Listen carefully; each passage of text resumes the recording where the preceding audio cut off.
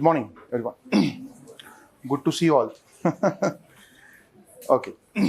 But here the English medium ka doni? English medium, right? Okay, all right.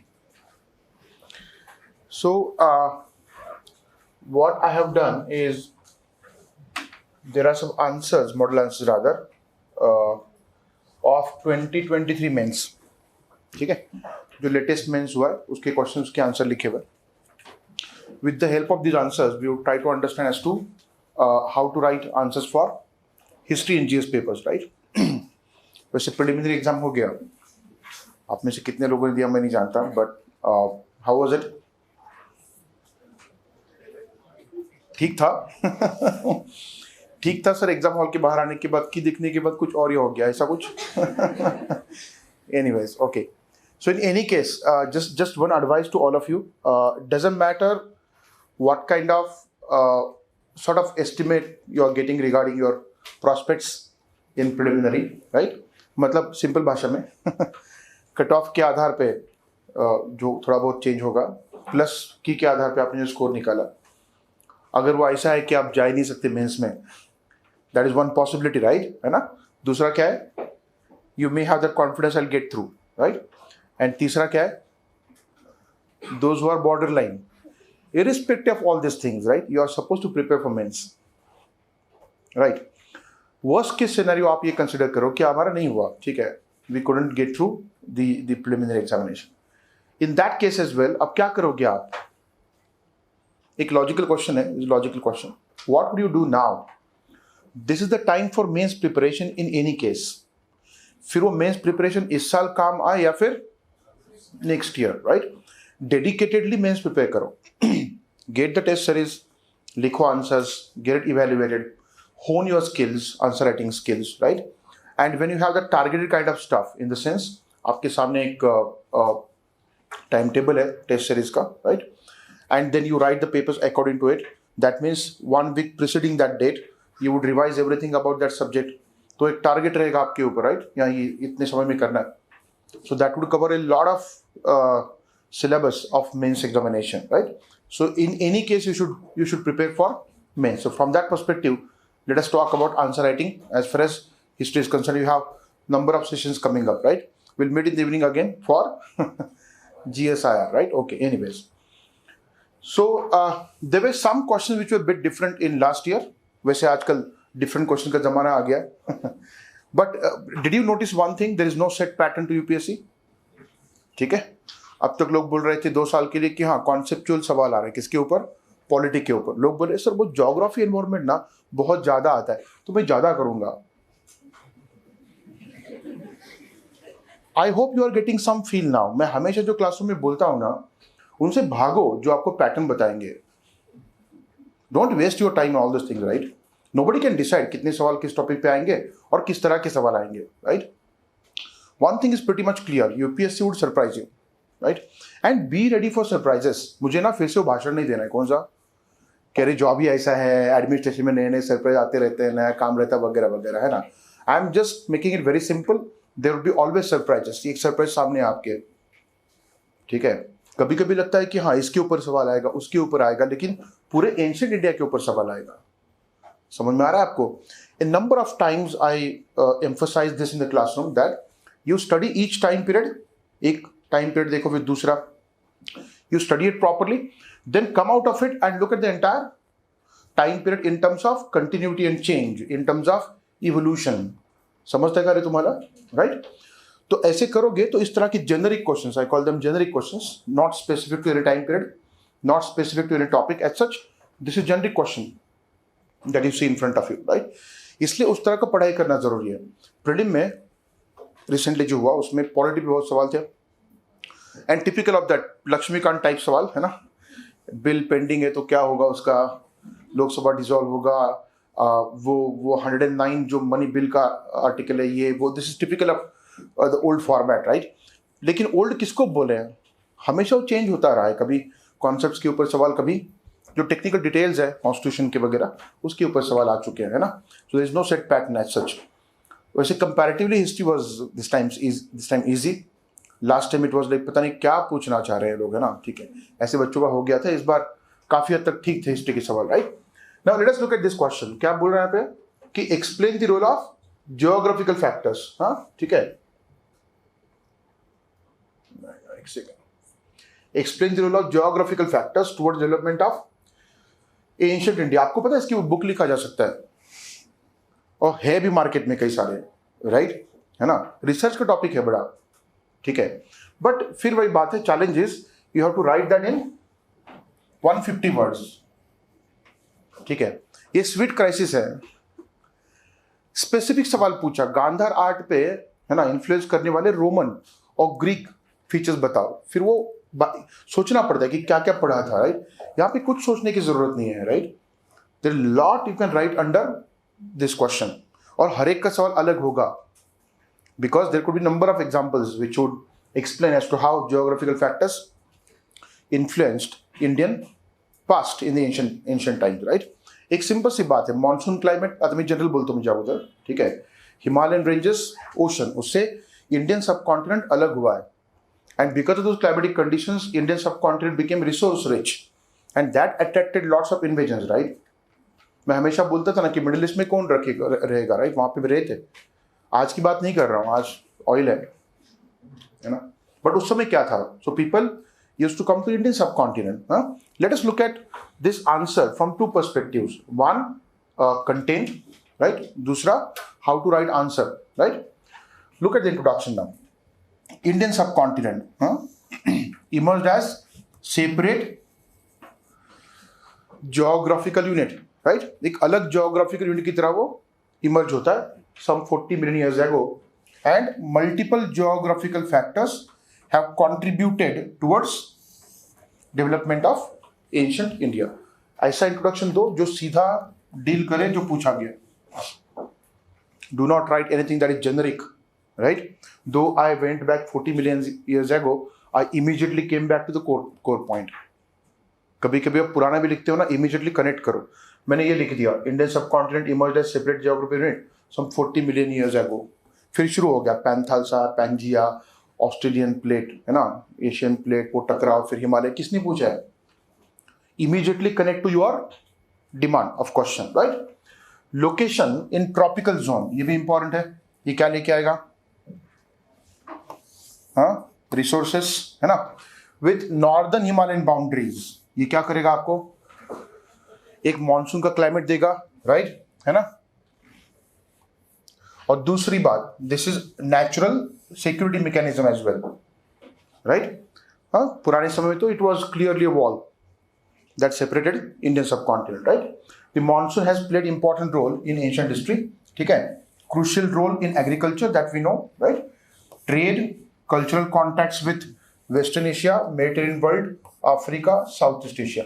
क्या cover किया मैंने यहाँ पे? इंडिया का agriculture, right? Trade and commerce, both internal and external. याचा काय इम्पॅक्ट आहे रे? म्हणजे प्रॉब्लेम क्या है कि 10 मार्कर है, सो शॉर्ट में लिखना पड़ेगा, राइट? इसका इम्पैक्ट क्या है? इंटरनल एक्सटर्नल ट्रेड, हाँ, prosperity during post Maurya period. आगे जा करके कल्चर में बहुत डेवलपमेंट देखने को मिलते हैं. So starting with geographical factor, you know, you are coming to what different aspects of history. You talk about economic aspect, you talk about cultural aspect, social aspect, even political for that matter, right? River systems यहाँ पे जो है, right, हमेशा across the world, हाँ, civilisation sprang up in river valleys. River valleys में civilisation, you talk about Nile river, you talk about Indus river, right? तो यहाँ पे कई सारे रिवर सिस्टम्स है इंडिया में.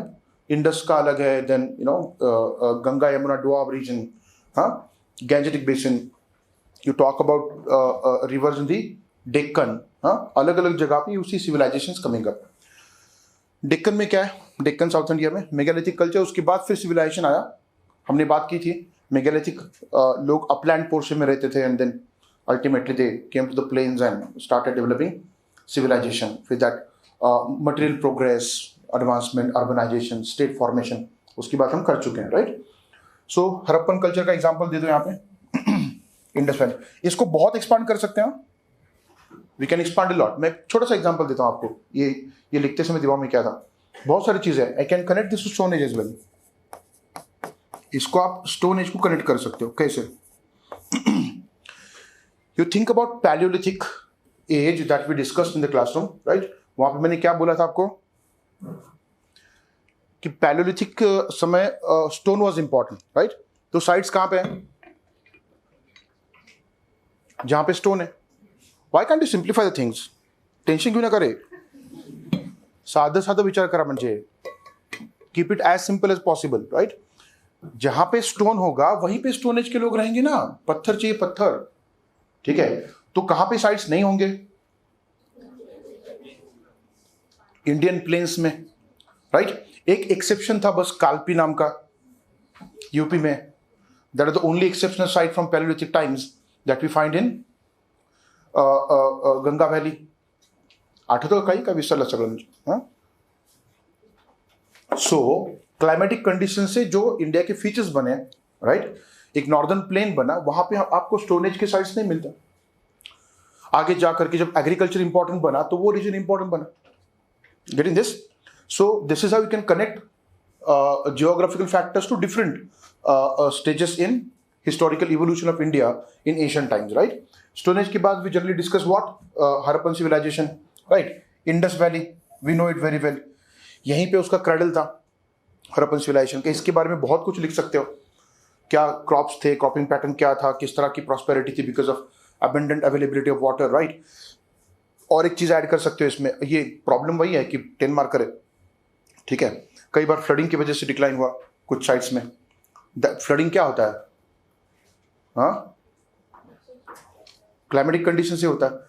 क्लाइमेट किसका टॉपिक है? ज्योग्राफी का. किती मुद्दे आहेत रे, म्हणजे नंबर ऑफ पॉइंट्स. ये काफी आसान सवाल होते हैं इस तरह के. बस पता होना चाहिए कि लिखना कैसे है. It's quite generic kind of question where you can write a lot of things. That's why I said everybody's answer could be different. So Vedic culture, इसका आप जानते हो. By the way, यहाँ पे क्या लिखा है देखो. हाँ, Vedic culture flourished in Gangetic Basin. We know it very well. Rigvedic times में the Indus Valley was the cultural zone of Vedic people. बरोबर है? इसलिए फ्लरिश शब्द यूज किया है वहां पे. फ्लरिश कहाँ हुआ? गैंजेटिक वैली में फ्लरिश हुआ. उसके पहले nomads, right? Rivers also served as arteries of commerce and communication, right? Harappan civilisation के लोग फॉरेन ट्रेड करते थे. कैसे? They used what? River course. Boat use किया था. बोट डिपिक्ट किया कई सारी चीजों के ऊपर, सील्स के ऊपर, है ना, पॉटरी के ऊपर, राइट? देन वहां से ओशन और कोस्टल रीजन से फिर मेसोपोटामिया, राइट? तो rivers were used as waterways at that time, right? तो number of rivers are there. तो आर्टरीज बोल सकते हो उनको, कॉमर्स और कम्युनिकेशन का, right? Each of the areas bounded by the rivers, in some cases by mountains and sometimes with deltas and plateaus, constituted a political administrative unit. ये कई बार हुआ है, ठीक है? तो फॉर एग्जाम्पल चंद्रगुप्त का एम्पायर विंध्या के नीचे आया नहीं. It was above Vindhyachal for example. बाद में उसको एक्सटेंड किया गया. तो नेचुरल बैरियर्स की वजह से कई बार एक पर्टिकुलर एरिया क्या बना? Geographical unit. और आगे आ जाओ आप, है ना, राष्ट्रकूटास का जो रीजन है, right? Chola region Tungabhadra river के ऊपर नहीं जाता. तो ये क्या है? तुंगभद्रा रिवर के ऊपर नहीं जाता, नर्मदा के नीचे नहीं आता, विंध्याचल के उधर नहीं जाता. What are we talking about? हाँ, ज्योग्राफिकल बैरियर, जिसकी वजह से एक रीजनल यूनिट बन जाता है, एक टिपिकल कल्चर डेवलप होता है वहां पे, राइट? उसका पॉलिटिकल एडमिनिस्ट्रेटिव एस्पेक्ट के साथ भी रिलेशन है. Gradually every region grew into distinct cultural unit. So political we talked about, economic पीछे हमने देखा है, trade and commerce and all that. यहाँ पे culture, right? So distinct culture unit, style of life, language develop हुआ. Coastal areas जहाँ पे कई सारे foreign settlers, traders came in, right, for the trading purposes. South flourishing foreign trade. क्यों आप जानते हो? हाँ, सांगा, पटकन सांगा. Y south? क्लाइमेट यहाँ का ट्रॉपिकल है. स्पाइसेस, कॉटन ग्रोथ काफी ज्यादा है वहां पे. टेक्सटाइल्स, कई सारे साइट्स है जहां पे आपको टेक्सटाइल का एक्सपर्टीज देखने को मिलता है, राइट? डाइंग इंडस्ट्री, मरण्याची नाही, कलर करण्याची म्हणजे, ठीक है? सो साउथ फ्लरिशिंग फॉरेन ट्रेड, जिसका बहुत बड़ा फायदा हुआ क्योंकि वहां पे क्या है? नेचुरल रिसोर्स, कॉपर, आयरन, वो तो है. गोल्ड, प्रेशियस स्टोन्स मिलते हैं यहाँ पे. Development of craft traditions, sculpture, ठीक है? एंड अक्रॉस इंडिया पहले क्या देखने को मिलता है आपको? Punch mark coins. फिर उसमें फिर lots of varieties come in, right? उसको भी आप जोड़ सकते हो, राइट। ये अनएंडिंग टॉपिक है रे, ठीक है। तो अगर कॉइन्स की बात हो रही है यहाँ पे, for example we are talking about coins here, ये पंच मार्क कॉइन्स है। Indo Greeks were first to issue gold coins, right. Indo Greeks कहां से आए? ग्रीस से है, मैं जानता हूं। North western part of India रे, हम इंडिया की ज्योग्राफी की बात कर रहे हैं, ठीक है ना। हाँ, north western part of India, तो नॉर्थ वेस्ट क्यों? वो इन्वेजन का मुद्दा भी डाल सकते हो आप, राइट। सिंपल सी बात है, हिमालयन रेंजेस ऐसे हैं, राइट। ये डायरेक्शन हिमालय का, यहां पे फिर वो Pamir not, number of ranges, ये 90 डिग्री टर्न लेता है, इधर से आना मुश्किल है नॉर्थ ईस्ट से, और नीचे क्या है, ओशन, isn't it? तो Bolan Khyber passes provide gateway to India, getting this. और फिर यहां से इन्फ्लो है, तो आपको गांधार जो है उसके ऊपर फिर कई सारे foreign elements, right, Greek, Roman, Bactrian.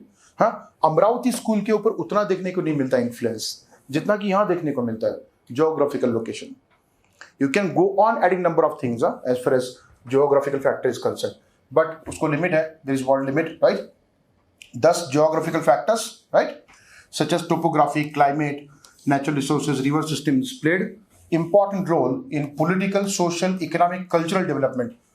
एक एक पैराग्राफ में दिया है ना ऊपर, right, है ना, of ancient India. More importantly, geography was one of the factors for cultural richness, diversity, its continuation to present times. याद है एक सवाल आया था पहले मेंस में, unlike other regions, right, in India you see cultural continuity to present times. Ancient times से आज तक आपको एक cultural continuity देखने को मिलता है।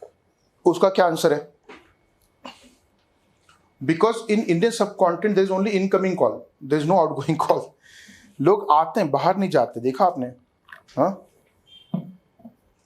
अरे there have been invasions on India. Was there any kind of invasion of India outside India?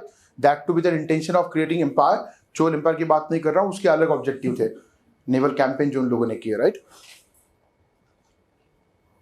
तो ये ऐसा है, because of the climatic conditions here, right, natural resource abundant है, people come here and they stay here. और कोई जा नहीं रहा, कोई ट्रांजिशन जोन नहीं बन रहा, तो फिर कल्चरल एलिमेंट्स बस इनकमिंग है। समझ में आ रहा है कि उससे रिचनेस बढ़ता है, राइट। जब रिचनेस बढ़ता है ना, तो सस्टेनेबिलिटी बढ़ जाता है। मैं हमेशा ही बोलता हूं ना कि when things do not really accept new things, कोई भी एक चीज, कल्चर है, सोसाइटी है, तो स्टैग्नेट होता है, right, no change, stagnation leads to decay, बरोबर आहे का? आणि मग संपून जातं म्हणजे एके दिवशी, one fine day it ends, right. तो यहाँ पे कंटिन्यूटी है, वो मुद्दा भी डाल दिया नीचे, ठीक है। डाइवर्सिटी है, कल्चरल रिचनेस है। कल्चरल रिचनेस इसलिए है because number of people came in, they contributed to the vibrant culture here, it became all the more vibrant, right, and it sustain for long time, आज तक continue हो रहा है, right. Now let us look at some other question. हाँ, ये काफी interesting सवाल था। What was difference between Mahatma Gandhi and Rabindranath Tagore? आपको मैंने एक स्टोरी बताई थी क्लासरूम में, याद है क्या? एम.के. गांधी और टैगोर की, राइट। उसको थोड़ा ध्यान में रखोगे and try to understand outlook of both of them, probably you can write the answer. देखो क्या पूछा है, एम.के. गांधी एंड रविंद्रनाथ टैगोर, इनका अप्रोच किसकी तरफ? एजुकेशन, दूसरा nationalism. Many a time students have this kind of confusion in their mind कि structure कैसे बनाना है आंसर का, वो खुद सवाल बता रहा है आपको, राइट। आपका एक इंट्रोडक्टरी पैरा होगा, एक पैरा आप इसके ऊपर लिख सकते हो, एक इसके ऊपर, and conclusion. And important thing, right, difference पूछा है तो आप उसको डिवाइड भी कर सकते हो। समझ में आ रहा है? 2 पार्ट्स में, you can do that, no problem at all. जब डिस्कस बोला है तो डिस्कस करो, एग्जामिन बोला है तो एग्जामिनेशन आना चाहिए उसमें, राइट। इवेल्युएट बोला, you must give some kind of assessment, right, evaluation. Mahatma Gandhi, Tagore, they differed in their approach towards education as Gandhi emphasized fulfillment of needs. Tagore seemed transcendental in his approach. आठवतं का रे काही classroom मधलं चुकून गलती से कुछ याद है आपको? सुबह 3:30 बजे उठते थे दोनों, मैंने बोला था आपको, है ना, ठीक है। मॉर्निंग वॉक पे चले गए, टागोर अपनी दुनिया में, है ना, ठीक है। ये नेचर का म्यूजिक, ना, transcendental, day to day life से कोई रिलेशन नहीं है ना, he is into different zone. Gandhi कहाँ पे है? डे टू डे लाइफ में। ही टॉक्स अबाउट कि ये पंछी जो है इसलिए गा रहे हैं क्योंकि पेट में कुछ गया है कल। समझते क्या तुम्हारा? Right. It is not possible for anybody to cover every personality with every aspect in the classroom. कई सारी पर्सनैलिटीज है हिस्ट्री में, I have tried my best to discuss number of them, right. तो आपको कुछ भी पूछा जा सकता है। पहले इसके पहले बोस और गांधी के बारे में पूछा था, अंबेडकर गांधी के बारे में पूछा था, right. So you could get question anybody. तो अलग अलग पर्सनैलिटीज, उनके व्यूज आप उसमें नोट्स में एनरिचमेंट करो, कहीं ना कहीं टच किया, you enrich that, right. So Tagore transcendental, Gandhi more rooted in need based kind of things, right.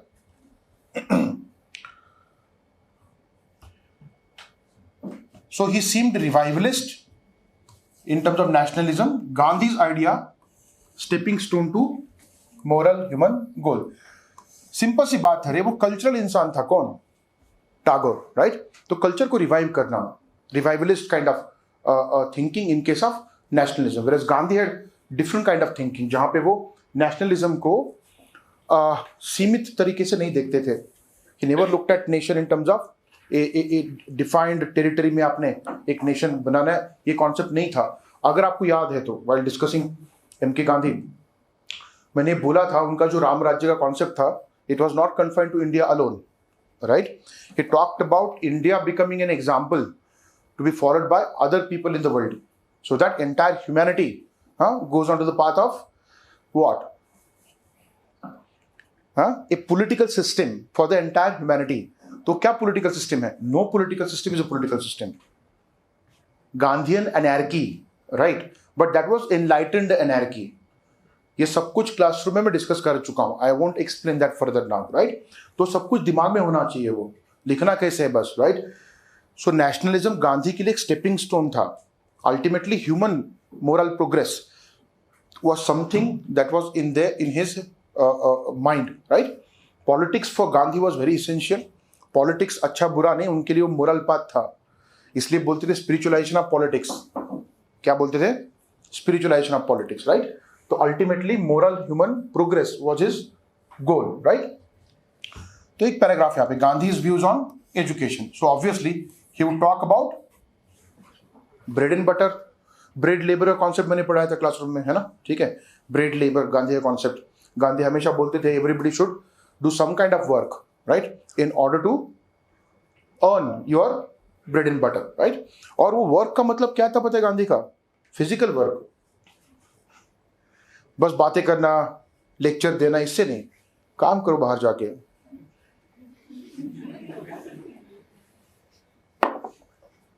MK. Gandhi, मैंने एग्जांपल दिया था ना, इकोनॉमिस्ट आया था गांधी जी को मिलने के लिए, याद है आपको? उसको बोलते ना गांधी जी ने, आप क्या करो, थोड़ा सा राइस ले लो, आप भी साफ कर लो थोड़ा सा मेरे साथ, है ना, let's contribute to the economy. तो उनका education was driven towards this thing, it should enable you to earn your bread and butter, right. Aim of education, ठीक है, was to acquire basic necessities of life, fulfilment of basic needs. वो हमेशा इसकी बात करते थे। और गांधी बोलते थे कि we can fulfil the needs but not greeds of human beings, right, है ना। So higher ideals in life devoid of materialism।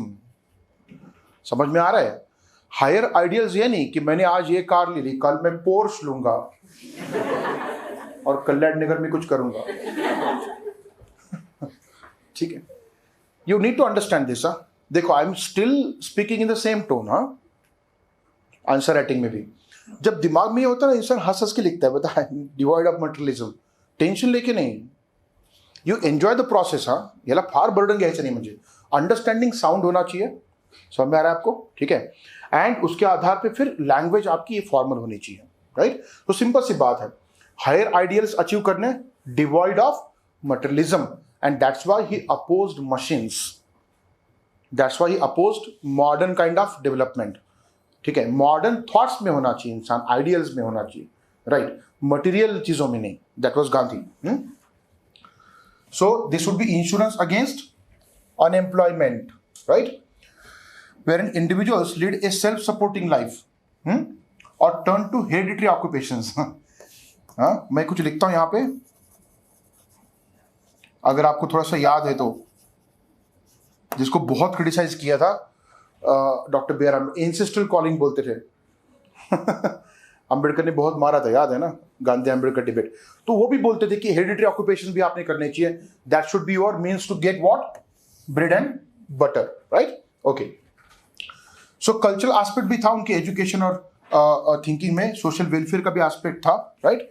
Goal of education rural reconstruction. आप जो अलग अलग आइडियाज है किसके, एम के गांधी के, उसको जोड़ दो। He was oppose to materialism, right. He talked about basic needs and not the greed. He talked about what, bread labour. He talked about what, rural reconstruction. वो बोलते थे ना, we should go to the rural area, right. हाँ, खिड्याकडे चला म्हणायचे रे ते, right. The real India lives in rural area. और इंडिया रूरल एरिया में रहता इसलिए रूरल एरिया नहीं, रूरल एरिया सस्टेनेबल है, वो डिस्ट्रक्शन नहीं करता। समझ में आ रहा है आपको? That was his thinking. Tagore, आता मी जे इलॅबरेट केले बरं तुमच्यासाठी, म्हणजे इसको शॉर्ट कर सकते हो आप, you can shorten it. Model answer generally हम उसमें वर्ड लिमिट मेंटेन नहीं करते, right, so that you get more information regarding a particular topic. Tagore, true education, nature and culture. मी काय म्हटलं तुम्हाला, है ना, नेचर का म्यूजिक एंड ऑल दैट, तो क्या आएगा उसमें, नेचर एंड कल्चर, राइट, है ना। were to be linked by bond of human labor within the living tradition of creative practice। वो फीलिंग आ रहा है आपको, कहना क्या चाहते हो? इसको बोलते ट्रांसडेंटल, कोई अमूर्त चीज है ना। Gandhi was simple to understand for the first time. Gandhi क्या बोल रहे थे, एजुकेशन ऐसा होना चाहिए जो ऐसा कुछ आपको दे दे जिससे कि आप you can earn your bread and butter. यहां पे क्या बोला जा रहा है, living tradition of creative practice and all that, right? तो he would join it to something abstract kind of a thing, right? तो ये abstract concept है उनका एजुकेशन का। गांधी का कॉन्सेप्ट कैसा है, जो इन रियलिटी आपको कुछ दे दे हाथ में जिससे कि आपका life in terms of winning the bread would become easy, फिर उसका फायदा लेकर के आपने हायर गोल्स अचीव करने हैं। वो उसमें आता है उनके कि मोरल प्रोग्रेस जिसको बोलते हैं। मैं हमेशा जो बोलता था ना कि an individual should not require external control, right, वो स्टेज अचीव करने के लिए यहां पे अलग है। The alternative model of education and training in arts, development of human personality, he would talk about in communication with nature, much in the style of earlier tapovans. काय रे सांगा था पटकन, ऊपर एक शब्द मैंने यूज किया है, रिवाइवलिस्ट। तो पुरानी चीजें लेकर के आना, और फिर उनके नेशनलिज्म में भी रिफ्लेक्ट होता है आगे जाकर के, टागोर के, ठीक है। Would result in establishment of Vishwa Bharati, a comprehensive education institution where world Vishwa was to come together. Are you getting this? तो दोनों कहीं ना कहीं ग्लोबल लेवल पे चले जाते हैं, लेकिन दोनों की पाथ बहुत अलग है, थिंकिंग बहुत अलग है। नाउ नेशनलिस्ट लीडर थे दोनों, no doubt about that. Let's talk about their idea of nationalism. अभी जो बात की थी मैंने, Tagore was revivalist in his idea of nationalism, right? Emerged as the main ideologue of constructive Swadeshi and outlined constructive program of self-help or Atma Shakti. So, are you able to link this to somewhere? The extremist era? अगर आपको याद है, स्वदेशी movement के समय इन्होंने शांति निकेतन शुरू किया, राइट, जहां पे नेशनल एजुकेशन की बात हो रही थी, हमारा अपना एजुकेशन, राइट। तो वो भी आप पॉइंट यहां रख सकते हो, you can, Shanti Niketan can be mentioned here. Word limit असल्यामुळे तो प्रॉब्लेम येतोच म्हणजे, ठीक आहे। While Gandhi argued that ideology of nationalism must be rooted in India and its ancient civilisation, right. Moral goal था, इसलिए क्या हुआ, वो यूटोपियन। हाँ, वो बोलने के लिए बोलते हैं ना एंशिएंट सिविलाइजेशन, लेकिन वो अलग तरीके का थिंकिंग लेके आ रहे हैं, उनको रिवाइवलिस्ट नहीं बोल सकते आप। क्यों? He did not talk about go back to Vedas, बस 2-3 मूल्य ले रहे थे साथ में, ठीक है, सत्य अहिंसा वगैरह, है ना। और फिर उसके आधार पे he wanted to create a different kind of society wherein every individual is so morally good that person does not require external control and hence state becomes obsolete। म्हणजे काय, आउटडेटेड, म्हणजे स्टेट बिकम्स आउटडेटेड और state की जरूरत नहीं है। इस तरह का एक एनलाइटेंड एनार्की, हाँ, that kind of idea he had in his mind. Ram राज्य जो बोलते थे, राइट, तो काफी यूटोपियन है। ये पॉसिबल ही नहीं कि every individual become so good, so moral. That is why Gandhi's idea of nationalism seems utopian, at least seems bolo, seems utopian, whereas Tagore's idea seems revivalist, right? He talked about Swaraj as political goal but never defined it. Gandhi का अपना तरीका था, ठीक है, ज्यादा बात नहीं करते थे, he used to leave things undefined, right? तो ये स्वराज को भी डिफाइन नहीं किया. In order to unite different communities, right, वो हमेशा था. तो इंक्लूसिविज्म का मुद्दा आता है, राइट, सभी को इंक्लूड करके बात करनी, एक्सक्लूड करके नहीं, right. Gandhi's unique style of politics, ठीक है, recognition of diversities of India. तो नेशनलिज्म कैसा था? Inclusive nationalism, right. हाँ, उसमें फिर वो यूटोपियनिज्म आता है. शायद बरस का ही बोलता है बरस, ठीक है, lot of things can be included, but to make it short. हाँ, तो ये दोनों के एजुकेशन और नेशनलिज्म के ideas. Now sum it up. Thus, these two great men of India had different ideas on these two topics. Tagore's ideas revolved around nature and culture. Gandhi emphasized moral ethics, entailing individual self-control, to a level where state becomes redundant. समझ लगा तुम्हारा? Okay.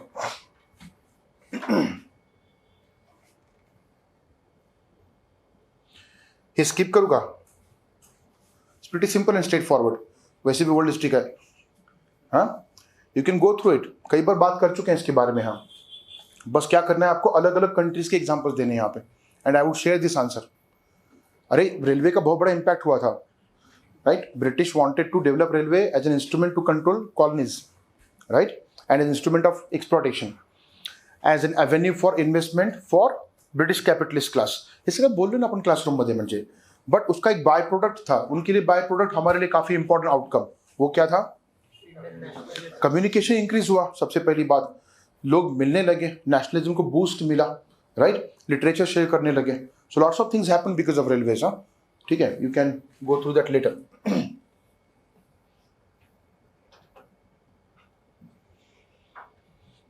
आपको याद है क्या, मैं हमेशा ना, आपको लगता था कि मेरी आदत पड़ गई है चीजों को कंपेयर करने की. Whenever I used to discuss something from ancient, medieval, modern history of India, I used to connect to what is happening today. आपको लगता था कि मुझे ना आदत पड़ गई है क्रिटिसाइज करने की. आप समझे नहीं, ठीक है. यूपीएससी उस तरह के सवाल पूछता है. ये पहला सवाल नहीं है. इंडस वैली के अर्बनाइजेशन से हम क्या इनपुट ले सकते आज के अर्बनाइजेशन के सवाल आया था कि नहीं, बताओ मुझे. गांधी के आइडियाज आज कैसे एप्लीकेबल है, ये सवाल आया था कि नहीं, समझता है तुम्हारा, राइट. ये भी सवाल आ सकता है, ठीक है. Discuss British legacies which continue even today in Indian society, polity, economy. जब मैं रिपन डिस्कस कर रहा था, मैं क्या डिस्कस कर रहा था? आज के पॉलिटिशियन और रिपन. जब मैंने सेंसस की बात की, राइट, पहली बार जब सेंसस हुआ तो मैंने कहा कि मेजॉरिटी माइनॉरिटी पॉलिटिक्स शुरू हो गया, जो आज तक चल रहा है. So many a times whenever I compared to the modern things which are happening around us, rather current affairs, there was a deliberate attempt to do so because these type of questions are being asked. Pretty simple question, लेकिन इस पे दो चीजें हैं जो पूछी गई है. मेन फीचर्स बोला है, वैदिक सोसाइटी एंड रिलीजन. हाँ, एंड क्या पूछा? Do you think some of the features are still prevailing in Indian society? History पढ़ने के बाद उसका आज क्या रिलेशन है, ये भी देखना पड़ेगा हमेशा. That's why I use to compare things with present times, right. अगर बहुत प्लेनली किया होता आप बोर हो जाते, इसलिए थोड़ा सा जोकिंगली करता था. बट कई बार लोग जोक लेके जाते हैं, कंटेंट छोड़ देते हैं क्लासरूम में. दैट्स माई प्रॉब्लम है ना, समहाउ. आपने कंटेंट की ओर फोकस करना चाहिए. एनीवेज, फीचर्स ऑफ वैदिक society and religion both evolved over a number of centuries. क्या समय है रे वैदिक एज का, राइट? ऑलमोस्ट 1010 सेंचुरीज है ना, ठीक है. So over number of centuries वो इवॉल्व हुए features, right. This society gradually became inegalitarian and patriarchal. दिक्कत क्या है पता है क्या इस क्वेश्चन का? वैदिक सोसाइटी बोला है, लेकिन ऋग्वेदिक सोसाइटी अलग था और लेटर वैदिक अलग था। तो मैं किसको कंपेयर करूं? समझते करे तुम्हारा? अगर मैंने ये बोल दिया कि Vedic society was inegalitarian and we see today Indian society which is inegalitarian, वैदिक काळात विषमता होती, आजही आहे म्हणजे. अरे ऋग्वेदिक काळात तितकी नव्हती, ऋग्वेदिक टाइम में उतनी नहीं थी, राइट? इसलिए मैंने इंट्रोडक्शन में क्लियर कर दिया इवोल्यूशन है सर. कंपेयर करूंगा तो वो होता है डिक्लेरेशन मूवी के पहले, right? All the characters and this and that, purely fictional, उस तरह से इवोल्यूशन है. तो वैदिक सोसाइटी जो बनी इवोल्यूशन के बाद उसको मैं कंपेयर करूंगा, इंट्रोडक्शन में बता दिया, right? This social features and वैदिक गॉड्स एंड रिचुअल्स, ये कौन सा ऑप्शन एस्पेक्ट है? Religious, right? Still prevail in Indian society. तो पहिले फीचर्स ऑफ सोसायटी, उसके बाद क्या है? रिलीजन. हां बघा, म्हणजे इथं एनलिस्ट करू शकता, कारण व्हॉट आर म्हटलंय, so use point format. What are बोलाय, पॉइंट फॉर्मॅट यूज करो इमिजिएटली, राइट? खूप मुद्दे आहेत बरं. कुल फॅमिली, बेसिक युनिट. इलॅबरेट बना, प्राइमोजेनिचर, वर्शिप ऑफ एंसेस्टर्स. ये आज भी है, पता आपको काय म्हणतात रे त्याला? पितृंची शांती काहीतरी म्हणतात ना, पितृशांती काहीतरी. हां, worship of ancestors, primogeniture, importance to elder son, right? Can be seen. और ये कुल फैमिली एज बेसिक यूनिट. आपको पता है क्या the basic unit of society in Europe क्या है?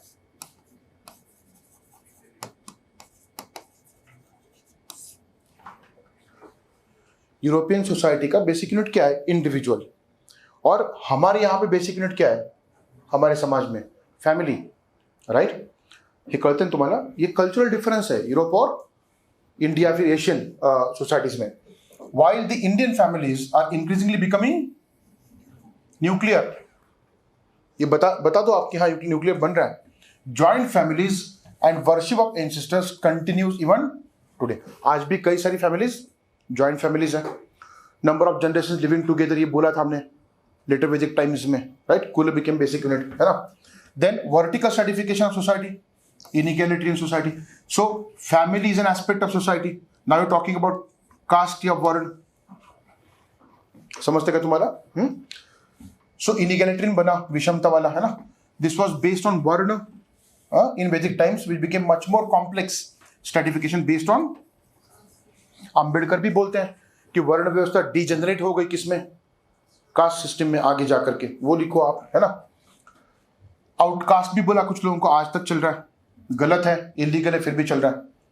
मैरिजेस, वर्ण एंडोगैमी, गोत्र एक्सोगैमी, फीचर कंटिन्यूज, है ना? विथ एक्सेप्शंस, है ना? सो वर्ण छोड़ो, इंटरनेशनल, इंटर रिलीजियस मैरिजेस भी है. तो एक्सेप्शंस तो उस समय भी थे, आज भी हैं, ठीक है? लेकिन इन जनरल कास्ट एंडोगैमी लोग प्रेफर करते हैं. Something that continues even today, right? Status of women declined, ठीक है? Family became increasingly patriarchal, ritualistic importance and reduced public participation. इसको इंप्रूव करने के लिए कितना एफर्ट डाल रहे हैं हम, राइट? मैं कई बार वो कनेक्ट करता था ना कि आज विमेन को क्या मिला, 50% रिजर्वेशन इन लोकल बॉडीज. लेकिन प्रॉब्लम क्या है? एक लड़की, एक वुमन क्या बनती है? सरपंच. फिर उसका पति बनता है सरपंच पति.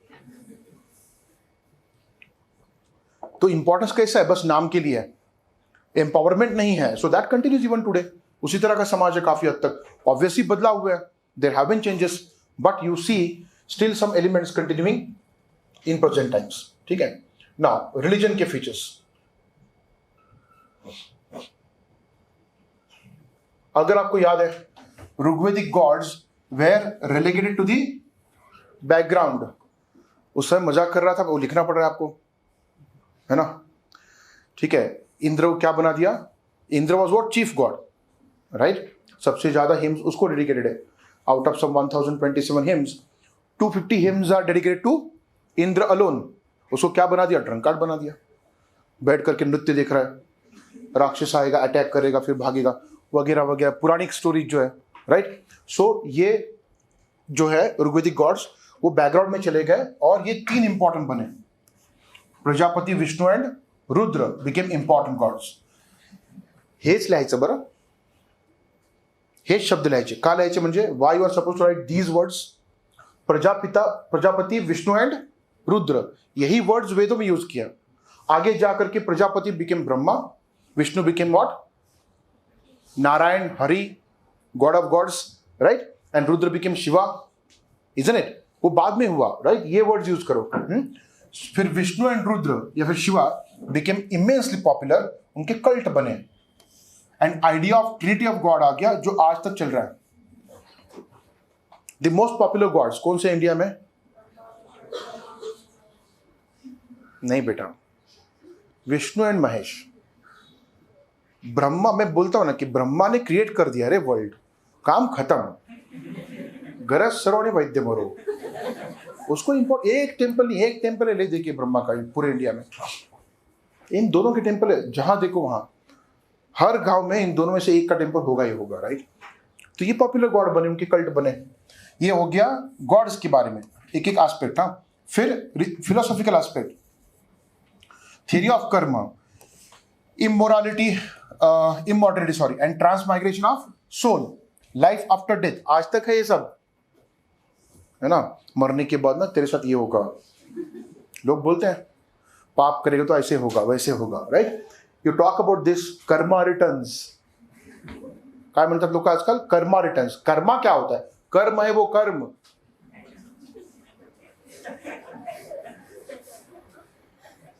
काही वेळेसारखं बोलायचं कर्मा रिटर्न्स, स्टेटस पण ठेवायचं म्हणजे.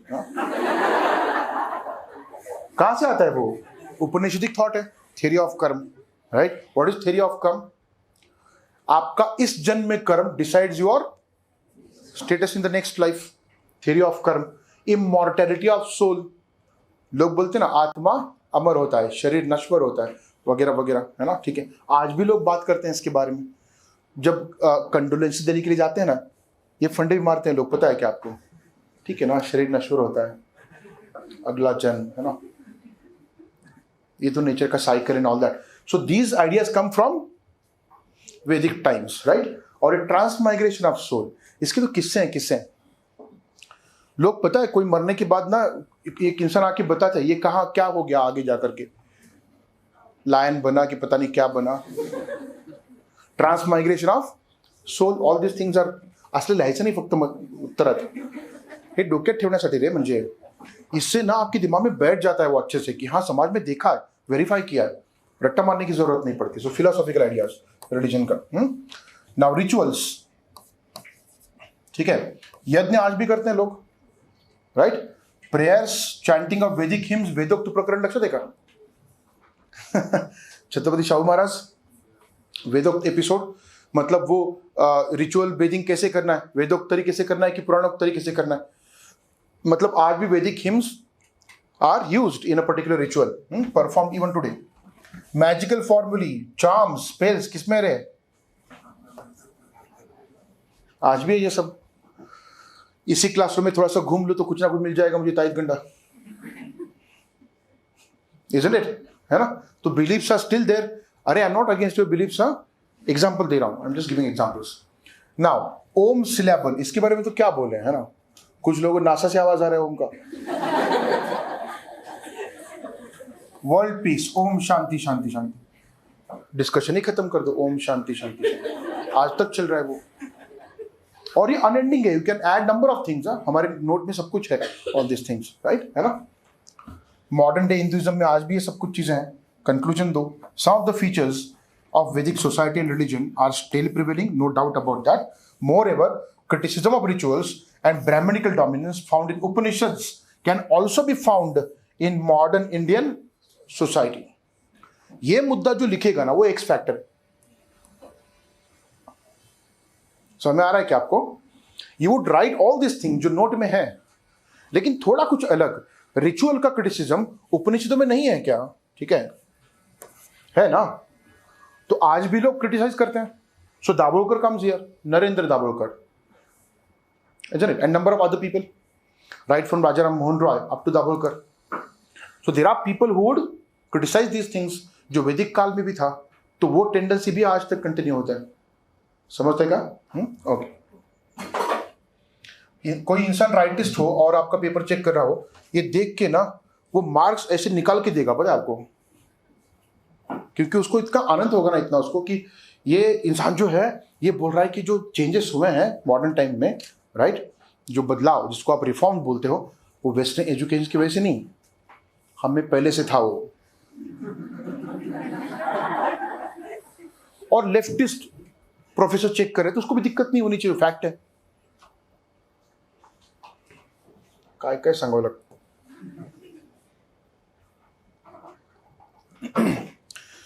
दिल्ली सल्तनत जब हम पढ़ रहे थे तो उसमें एक टेक्नोलॉजिकल चेंजेस का छोटा टॉपिक था, उसको इलेबोरेट करने को आना चाहिए आपको, right. So technological changes in Delhi सल्तनत। देखो कल्चर का मुद्दा है नहीं, समझते क्या तुम्हारा है। यूपीएससी ने क्या बोला है मेंस के सिलेबस में, Indian culture, art forms, salient features of art forms, right, architecture and literature. सवाल किसके ऊपर पूछा, टेक्नोलॉजिकल चेंजेस। आप अगर जाके पूछोगे ना यूपीएससी को, ढोलपुर हाउस, आपने ऐसे के सवाल डाला, सिलेबस के बाहर है, यूपीएससी क्या बोलेगा, ये इंफॉर्मेशन जो है ना हमको उस समय की बुक से मिलता है। कई सारे तारीख लिखे गए, फॉर एग्जाम्पल जियाउद्दीन बुरानी, शमसे सिराज अफीफ, याद है ना आपको सब कुछ है, राइट। तो इन लोगों ने लिखा है, मिनासुस सिराज, दिल्ली सल्तनत के समय जो क्रॉनिकलर्स थे उनके बुक से मिलता है इंफॉर्मेशन। तो वैसे सवाल क्या है, लिटरेचर के ऊपर है, बस लिखो आप, there is nothing like out of syllabus. हाँ, इसलिए सारे एस्पेक्ट मैंने वो कवर करने की कोशिश की थी, इसलिए मैंने बोला था कि वो कल्चर की बुक्स आर नॉट यूजफुल। जितने आंसर मैंने डिस्कस किए, कल्चर का बुक सामने रखो, ओपन बुक टेस्ट की तरह लिखो आंसर और लेके आओ मेरे पास, बात करते हैं उसके ऊपर। So the kind of lectures we conducted deliberately, वो इसको ध्यान में रख करके कि लास्ट फ्यू इयर्स में किस तरह के सवाल आ रहे हैं, जहां पे culture is connected to other aspects of history that must be taken to consideration, otherwise answer लिख ही नहीं पाओगे आप, पॉसिबल ही नहीं है, ठीक है। सो टेक्नोलॉजिकल चेंजेस, सवाल क्या देखो, what were major technological changes introduced during Sultanate period, how did those technological changes influence Indian society, ठीक है। इंट्रोडक्शन बघा, म्हणजे Sultanate period witnessed some of the major technological changes in various fields such as building construction। काय वेगळं असणार आहे, यहां पे कोई रिवोल्यूशन नहीं हुआ था, इंडस्ट्रियल रिवोल्यूशन, स्टीम इंजन बन गया। जो भी चेंजेस होंगे अलग अलग सेक्टर में बदलाव, टेक्निकल चीजें है ना, एग्रीकल्चर, टेक्सटाइल इंडस्ट्री एक्सेट्रा, है ना। These changes did influence Indian society but changes were not significant और रिवोल्यूशनरी। समझते क्या तुम्हारा, राइट। जो भी चेंजेस थे वो उससे प्रोडक्शन बढ़ गया, वो आगे लिखो गया, राइट, उसमें बदलाव आया, समाज में एक इन्फ्लुएंस हो गया, लेकिन वो रिवोल्यूशनरी नहीं था। कर लगा तुम्हारा ना। क्या चेंजेस है, एक एक, अब ये जो लिखा है बिल्डिंग कंस्ट्रक्शन उसका लिखो, new techniques, vaulted roofing, arch, है ना, ठीक है, arch and dome method, gypsum use किया था एंड लाइम मॉर्टर। डोम को होल्ड करने के लिए काफी बड़ा स्ट्रक्चर होता है, you get large halls with clear vision, है ना, इसकी बात हम कर चुके हैं, right. New cementing material was used, building techniques enabled construction of monumental buildings, huge buildings, large halls with clear vision and even dams and embankments, right। मैंने आपको बताया था ना कि वो जो पर्शियन ग्रैंड्योर है, ठीक है, पर्शियन ग्रैंड्योर, पहले तो क्या, बहुत बड़ा प्लिंथ, है ना, उसके ऊपर क्या है, स्ट्रक्चर, एंड देन डोम, तो ह्यूज बन जाता है, राइट। मॉन्यूमेंटल बिल्डिंग्स, इसके लिए अलग टेक्निक्स चाहिए, वो सारी चीजें यहाँ पे हमने मेंशन कर दी शॉर्ट में, ठीक है। New cementing material, gypsum lime, led to improvement in indigo extraction as it required large indigo vats. बड़े इंडिगो वैट्स बनाने हैं तो मटेरियल को जोड़ करके सीमेंट यूज करके वो बड़े बनेंगे, तो इंडिगो का जो प्रोडक्शन है, हाँ, उसका जो यूज है वो बढ़ेगा। हाँ, डाइंग वैट्स रे, कलरिंग ऑफ क्लॉथ्स, है ना।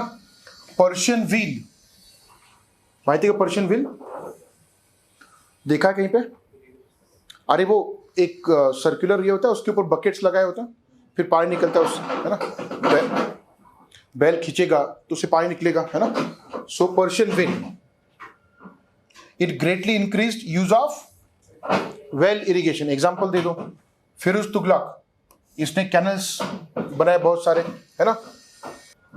देन सेरिकल्चर वॉज इंट्रोड्यूस्ड, है ना. बंगाल क्या बना, one of the major silk exporting region, right. Then textile industry, ऊपर जो मेंशन किए सभी के changes, spinning wheel, weavers cradles, cotton cords bow, right. इससे क्या हुआ, प्रोडक्शन बढ़ गया, इरिगेशन बढ़ा, प्रोडक्शन ऑफ एग्रीकल्चर इंक्रीज, यहां पर टेक्सटाइल का प्रोडक्शन बढ़ गया, हमने देखा, right. Then cloth printing improve हुआ, हमने अभी यहां पे मेंशन किया, है ना. Block stamping, printed textile, all this things started, right. तो हमने कुछ बदलाव बताए. एक इंपॉर्टेंट पार्ट ये है, आप जानते होंगे, paper in India was introduced by Turks, right. Metallurgy की बात करो, tin coating, use of cheaper copper vessels for cooking, observational instruments, astrolabe, sun dial, Firoz Tughlaq के समय था. पता है क्या आपको ये सब? अरे आगे जाकर के नहीं क्या ऑब्जर्वेटरीज बने, ऑप्टिकल ऑब्जर्वेटरीज, तो उसकी शुरुआत यहाँ पे हुई थी. अरे जयपुर लाए, दिल्ली लाए, माहिती का तुम्हाला ऑब्जर्वेटरीज, है ना. ओके. सो फिरोज तुगलक ने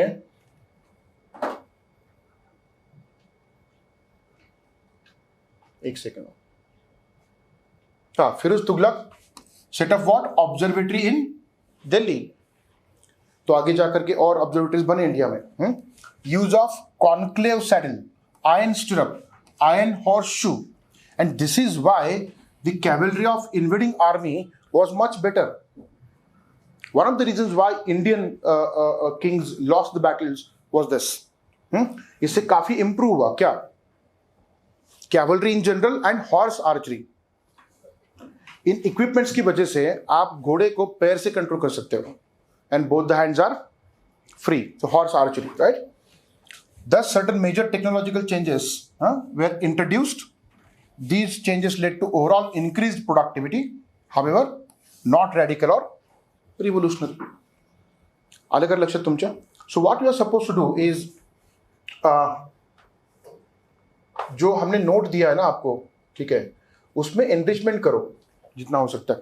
NCERT यूज करो, any source that gives you some additional information, you add to it. Now, how did colonial rule affect tribals in India, and what was tribal response to colonial operation? You know it very well. क्या हुआ था बताओ मुझे यहाँ पे.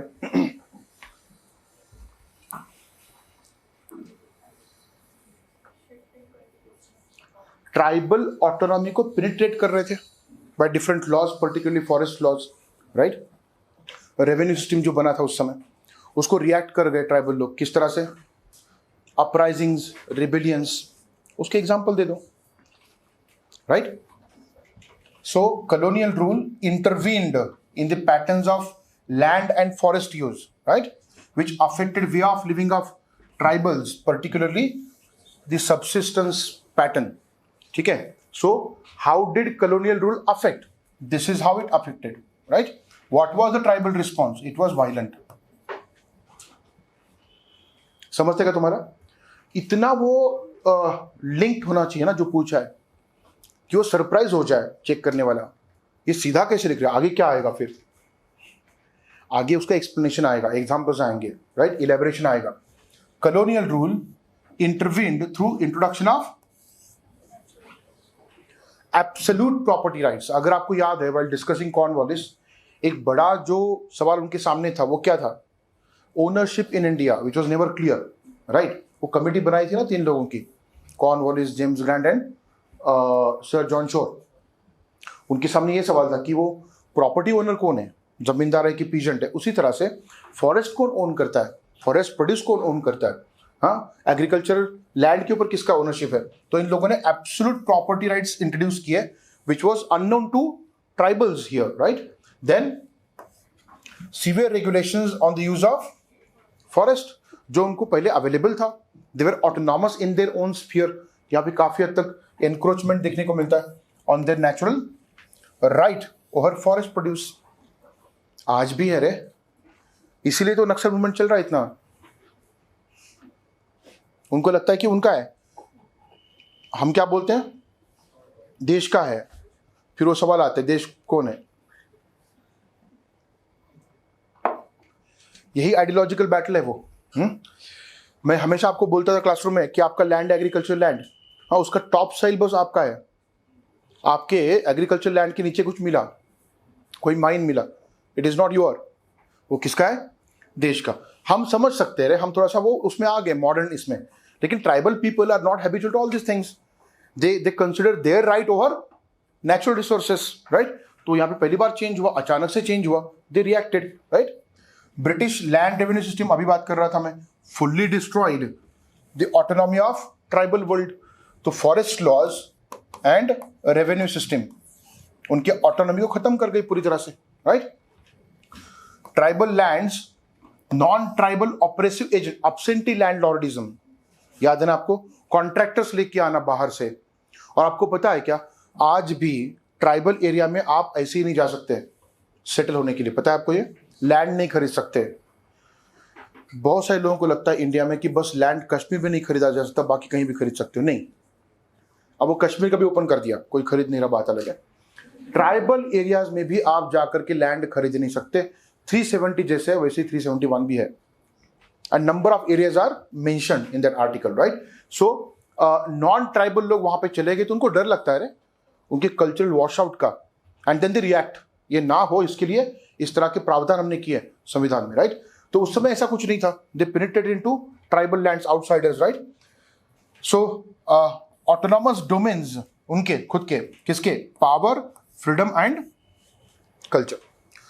Tribal लोगों का अपना एक सिस्टम है, ठीक है? कितना प्रिमिटिव है मैटर नहीं करता, मॉडर्न नहीं है, प्रिमिटिव है, लेकिन उनका अपना पावर है उनके इस कम्युनिटी के ऊपर। Then they enjoy their freedom, autonomy, and they have their own culture. ये तीनों चीजें इंपैक्ट हुई, ठीक है? सो इंपैक्ट पता चला क्या? नाउ रिस्पॉन्स क्या था? What was the response?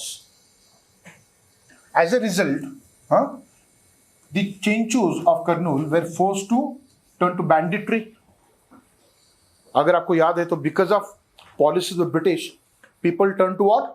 Anti social activities, right? Banditry, looting.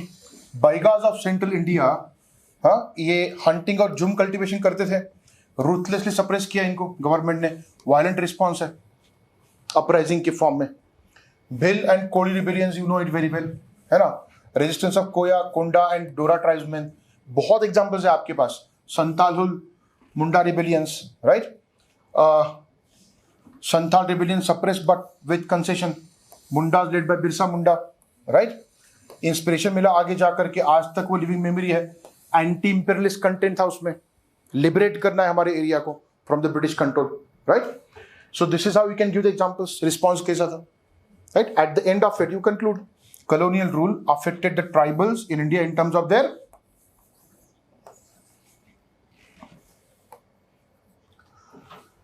the way they used to live, subsistence, right? Their autonomy, उनका अपना autonomy power जो था, and then even culture, ये impact हुआ। Tribals responded first by evasion, पहले वो evade करे, कुछ और करना है, banditry करना है, वो भी suppress हुआ तो फिर rebellion, right? Then by violent rebellions. This response can be considered as initial struggles of freedom. And में उसको एक शुगर कोटिंग ऐड कर दो, गोल्ड प्लेटिंग रादर। ये फ्रीडम स्ट्रगल की शुरुआत थी जो बाद में बहुत बड़ा बना। आप जानते हो ना, बिरसा मुंडा, है ना, served as what? Source of inspiration for the next struggle as well, right? कुछ अंदाजा आ रहा है आपको? I tell you one thing, थोड़ा सा जनरल बात करता हूं मैं अब। Your structure of answer depends on What kind of question is being asked? यहाँ पे सिंपल है, 2 पैराग्राफ्स, एक कैसे अफेक्ट किया, दूसरा रिस्पॉन्स क्या है। सवाल ही बताता है रे क्या करना है आपने, राइट? व्हाट आर बोला है, एनलिस्ट बोला है, तो आप पॉइंट फॉर्मेट में लिखो, कोई दिक्कत नहीं है। जब डिस्कस बोला, you should write in a paragraph format, right?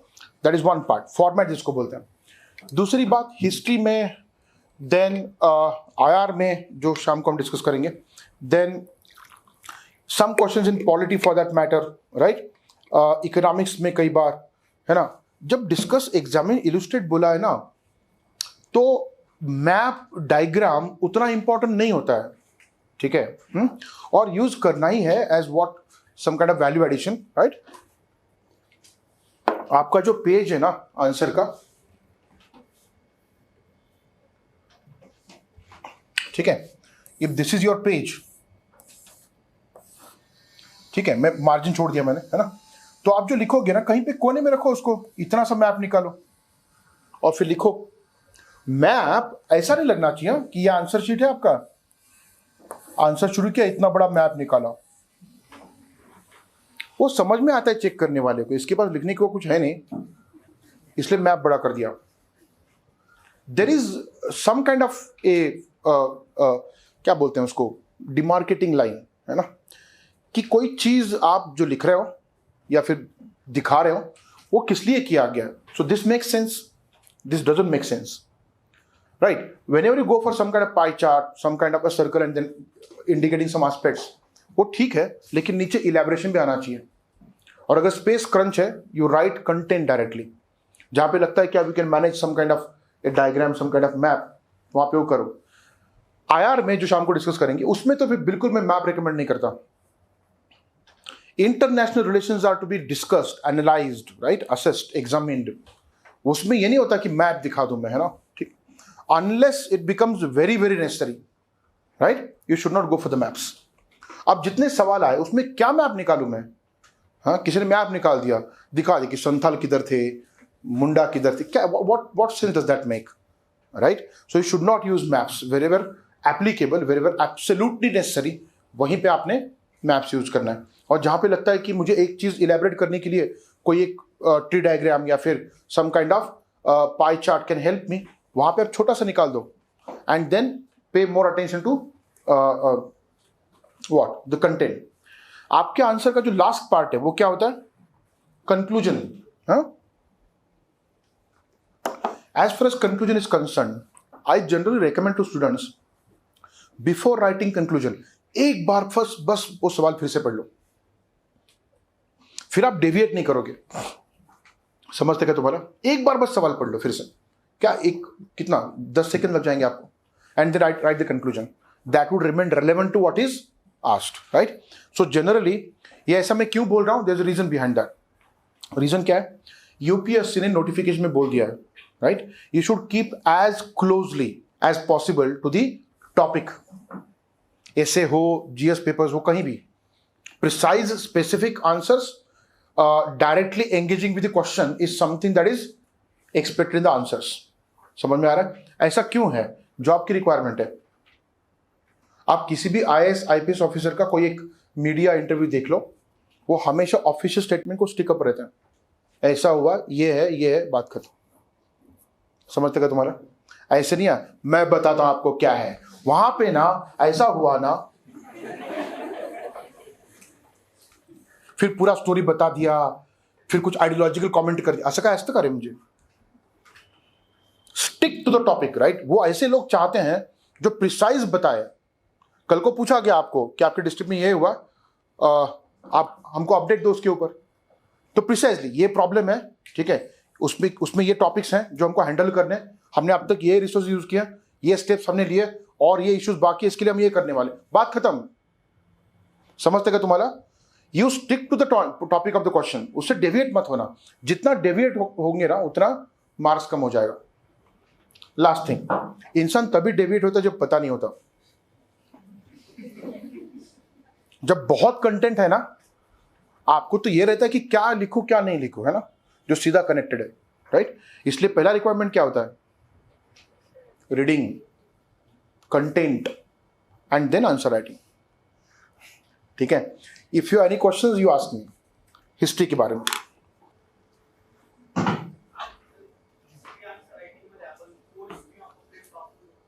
History answer writing मध्ये काय, कोट्स काहीच हरकत नाही, पण मग ते डायरेक्टली लिंक पाहिजे, म्हणजे राईट। टागोर आणि महात्मा गांधीवर प्रश्न होता, मग त्यांचं काही त्या संबंधित कोट असेल तर, म्हणजे एज्युकेशन किंवा नॅशनलिझम। ऍब्सोल्युटली, कसं वापरू शकतोस तू, ट्रान्सडेंटल कसं आहे, बरोबर, how his idea was transcendental, वापरू शकतोस, म्हणजे काहीच हरकत नाही। Yes, you can do that. एक लक्षात घ्या, any kind of code must be relevant to what is asked, है ना. ऐसे नहीं लगना चाहिए चेक करने वाले को, है ना. आप कुछ भी पूछो, मुझे जो पता है मैं लिखूंगा, उतना बस ध्यान में रखो, बाकी everything is fine. Any kind of innovation, any kind of new thing you add, that would be a great thing to do, unless it is quite linked to what is asked. प्रत्येक वेळेस ही गोष्ट लक्षात ठेवायची. कोणती गोष्ट? एक बात याद रखनी है. Am I writing directly engaging with the core demand of question? Then everything is fine. ठीक है? और कोई पूछना है? All right then. Let's stop here. Thank you.